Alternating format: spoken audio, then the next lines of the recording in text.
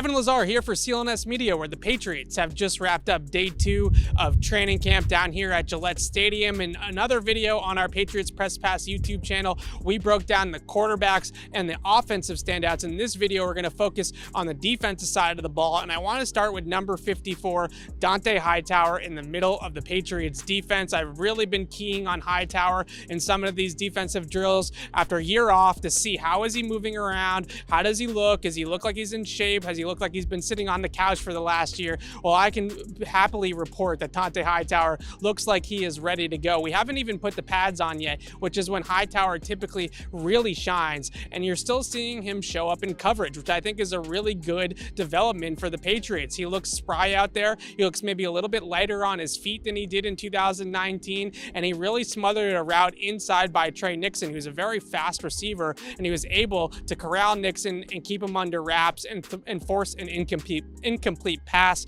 on day 1. Hightower also broke up a pass over the middle, so not the typical coverage linebacker that you see across the NFL nowadays at 255, 260, but Donta Hightower has held up very, very well in coverage so far, and I think that that's a big time win for the Patriots as they get the soul and the kind of the leadership presence back in their defense. Usually we talk about boom tower, the physical stuff. Donta Hightower doing it a little bit in coverage as well through the first 2 days of Patriots training camp. Along with Hightower, rookie Christian Barmore is continuing to stack positive days together, and I think he's going to be a big factor on this defensive line in year 1. We've talked about Barmore's kind of capabilities as a pass rusher, and that he's going to have a role as an interior pass rusher on this team right away, but the Patriots have been factoring him in as a 3-4 defensive end, and their base defense, I think he's going to be a factor there as well sooner rather than later, even though he's competing with 2 veterans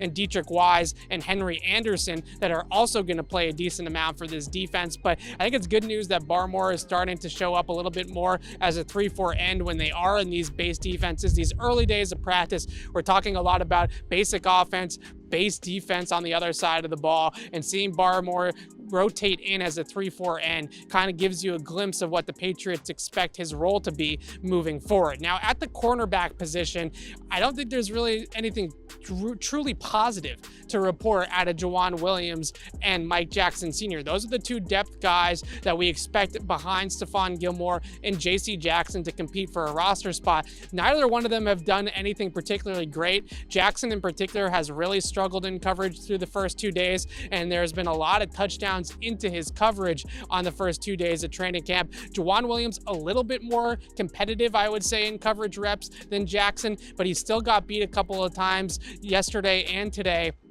A back shoulder fade by Nelson Agholor that should have been a touchdown, but the ball was thrown a little bit wide of Agholor by Mac Jones. So that depth cornerback spot, I keep on harping on it. I still think it is a major concern for the Patriots.